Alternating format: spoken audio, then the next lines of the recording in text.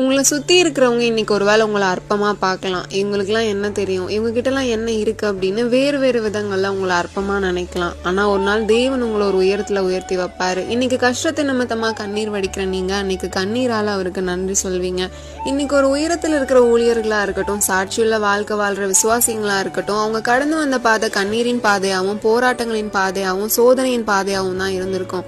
எனக்கான ஒரு உலக பிரகாரமான ஆசீர்வாதத்துக்காக தேவன் என்னை இன்னும் காத்திருக்க வச்சுட்டு தான் இருக்காரு. ஆனா அது நிமித்தமா எனக்கு இது இல்லை அப்படின்னு சிலர் என்ன அற்பமா தான் பாக்குறாங்கன்னு நினைக்கிறாங்க.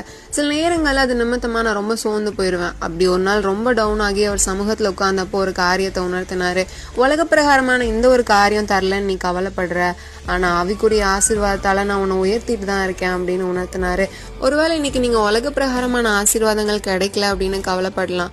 மத்தவங்க அந்த குறைய திரும்ப திரும்ப உங்ககிட்ட கேட்டு உங்களை காயப்படுத்தலாம். பட் நிச்சயமா ஒரு நாள் தருவாரு. ஆவிக்குரிய வாழ்க்கையில நம்ம வளர்கிறவர்களா இருக்கணும். உலக பிரகாரமான உயர்வுகளை விட ஆவிக்குரிய ஆசீர்வாத உயர்வுகள் நிச்சயமா நம்ம வாழ்க்கையில வேணும். மலையின் மேல் இருக்கிற பட்டணம் மறைந்திருக்க மாட்டாது என்ற வசனத்தின்படி தேவன் என்னை வெளியே கொண்டு வராருன்னு